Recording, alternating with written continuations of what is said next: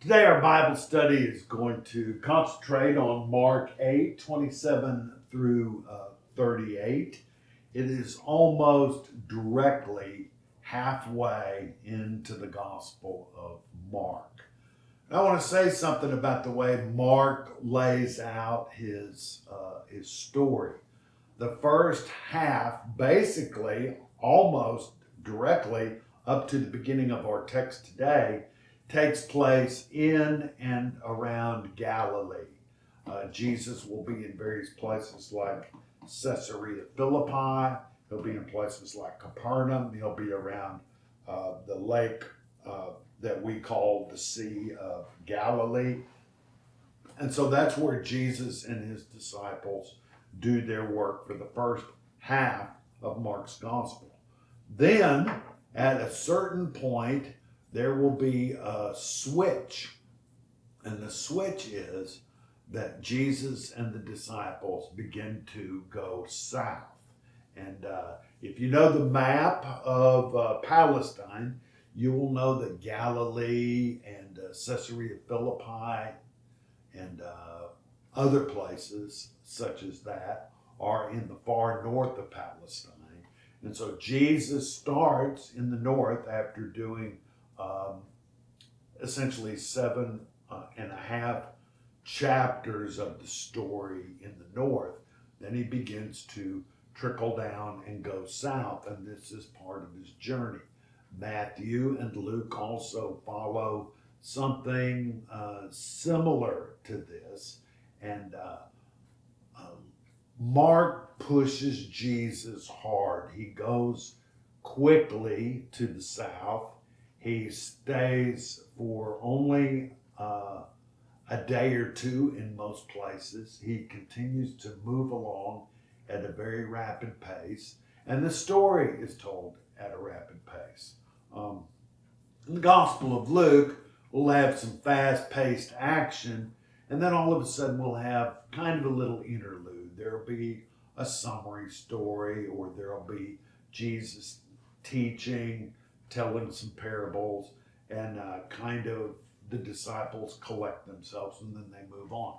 In Mark, the push is pretty much constant pushing. Now, of course, Jesus will tell a few parables in the Gospel of Mark, but not very many. Luke tells a lot of parables. Matthew tells a lot of parables. Mark tells a very few group of parables, but he keeps Jesus moving all the way to Bethany and then eventually Jerusalem. And so in our text, we begin today with Jesus went on with his disciple to the village of Caesarea Philippi.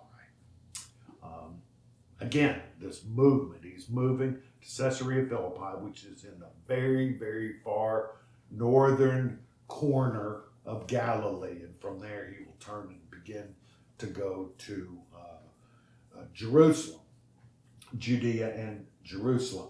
And so on the way, he asks his disciples, they're just making conversation. He and the disciples, as they walk along, they chat. Jesus does teaching. He does instruction. And as they're going along, Jesus says, "Who do people say that I am?" Now, this is an interesting question because it's very generic. Who do people? Who are people? Well, it's everyone. It's common. It's Facebook. What do most people say? This is the truth. This is what people are saying. And so he asked them that kind of generic, sort of bland kind of question. Who do people say that I am?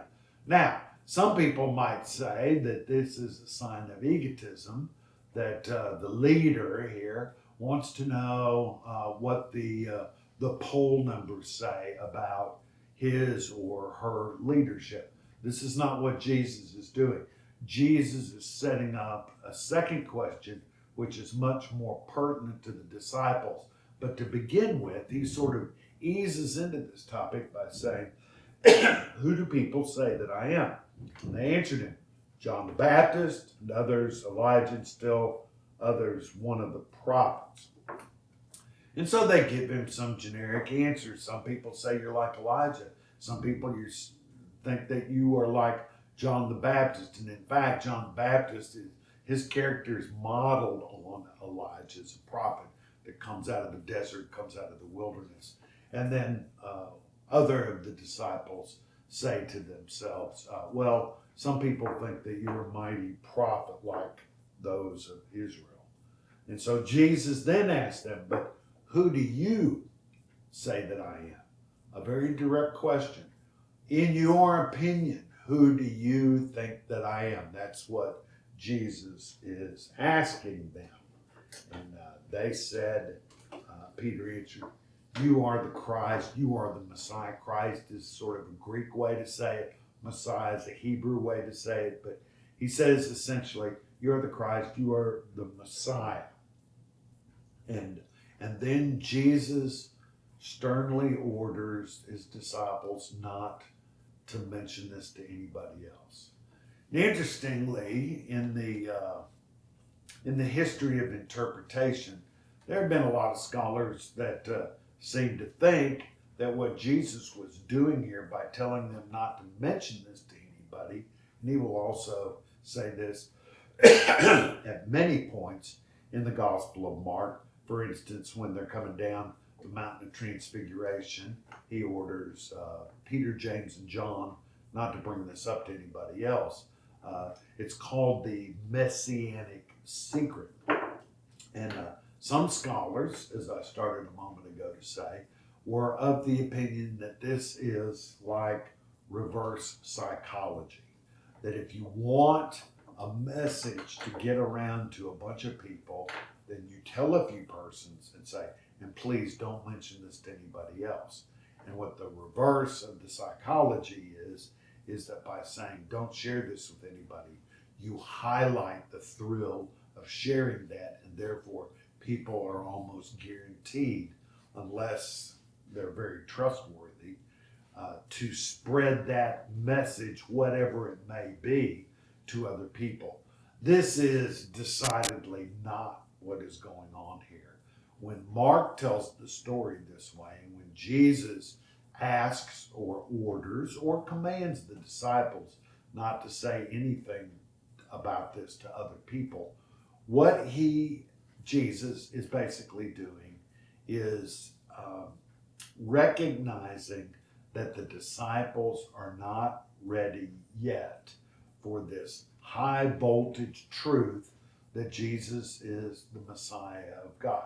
Everybody in the area of Palestine, especially Jewish people, most especially Jewish people, had expectations for what the Christ of God would be like when he appeared, or what the Messiah would be like or do, or how he would lead when the Messiah appeared.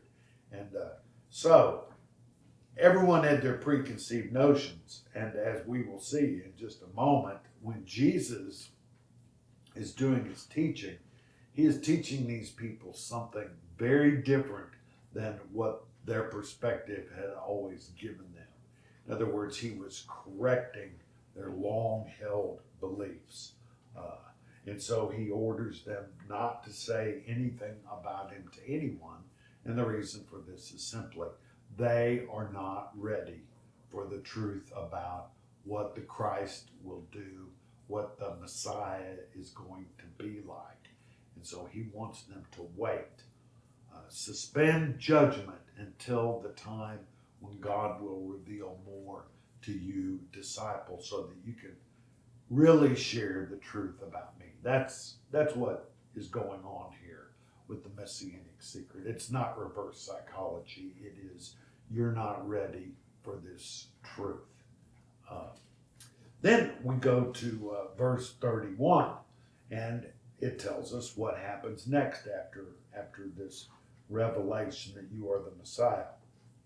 Then Jesus began to teach them that the Son of Man, the CEB calls it the human one. The idea is it's that part of Jesus' incarnation that is human.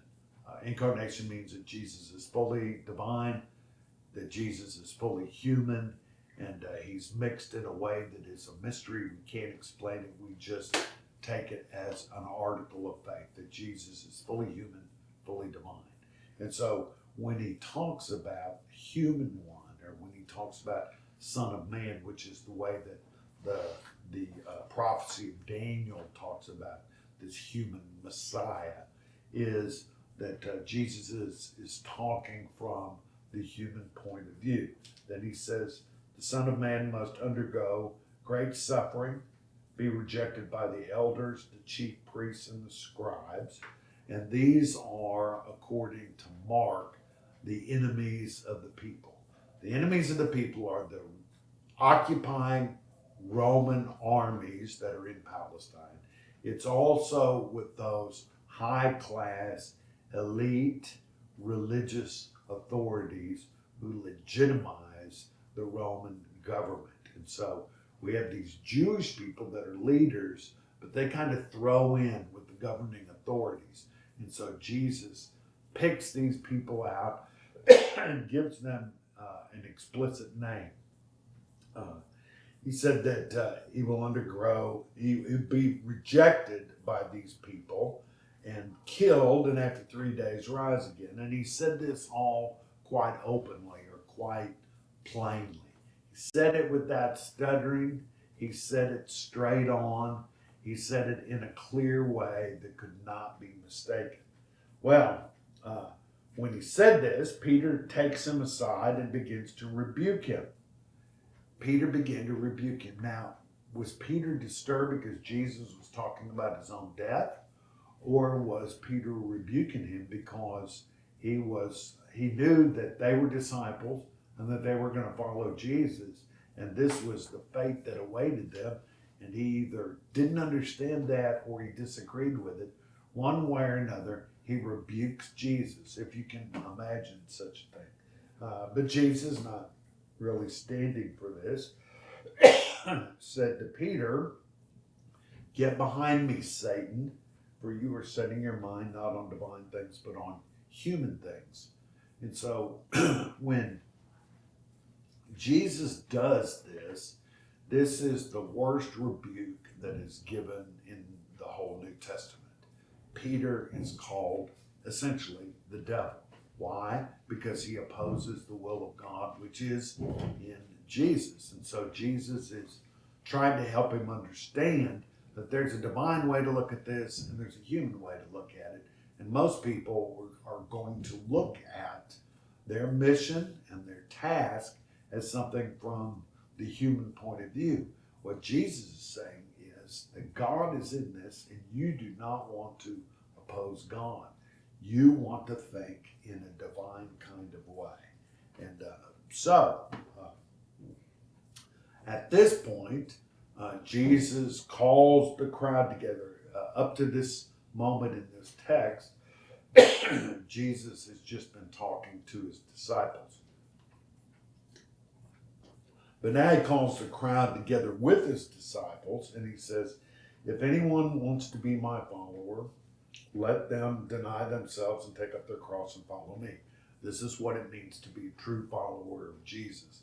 Not to say, I want to get on the Jesus bandwagon and be appointed to the right or the left hand of the king when he comes into his glory.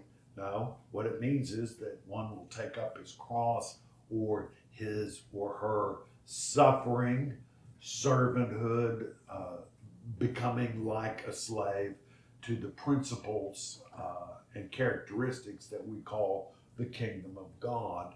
And we do that by following Jesus. That's what Jesus says.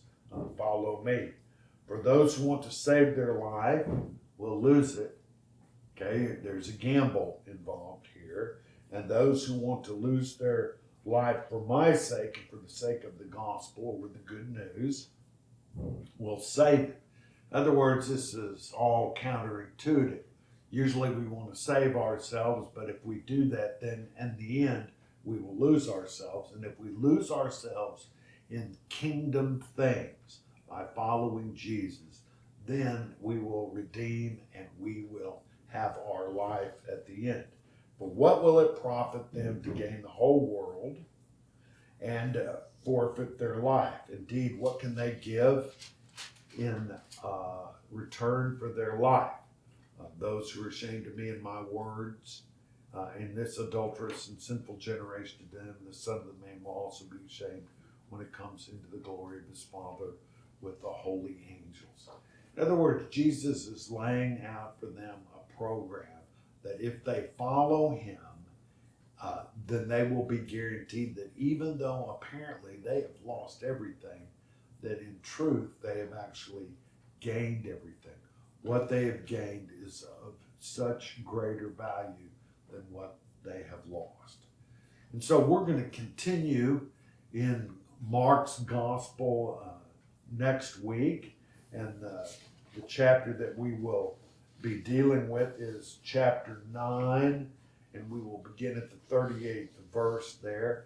And so I invite you to be with us next Tuesday. So thank you for being with us today.